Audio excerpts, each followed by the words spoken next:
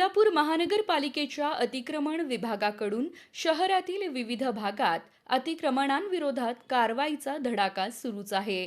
Vijapur road परिसरात करण्यात आलेल्या कारवाईत रस्त्यावर उभारण्यात आलेले अतिक्रमण आणि साहित्य जप्त करण्यात आले.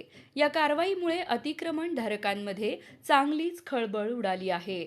मात्र या कारवाई दरम्यान समोर आलेल्या एका नाश्त्याच्या गाडीची चर्चा सध्या अधिक रंगली आहे.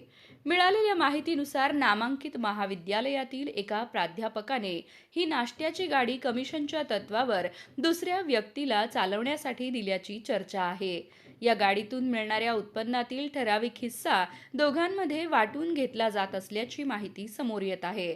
विशेष म्हणजे संबंधित प्राध्यापकाला महिन्याला लाखो रुपयांचे वेतन मिळत असतानाही रस्त्याच्या जागेचा व्यावसायिक वापर केल्याची चर्चा होत असल्याने या प्राध्यापकाची चर्चा मात्र शहरात सुरू झाली आहे.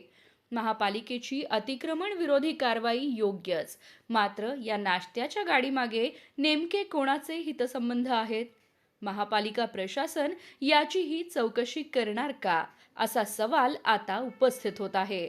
दरम्यान संबंधित प्राध्यापक किंवा गाडी चालकाची अधिकृत बाजू समोर आलेली नाही. त्यामुळे आरोपांची स्वतंत्र पडताळणी होणे आवश्यक आहे.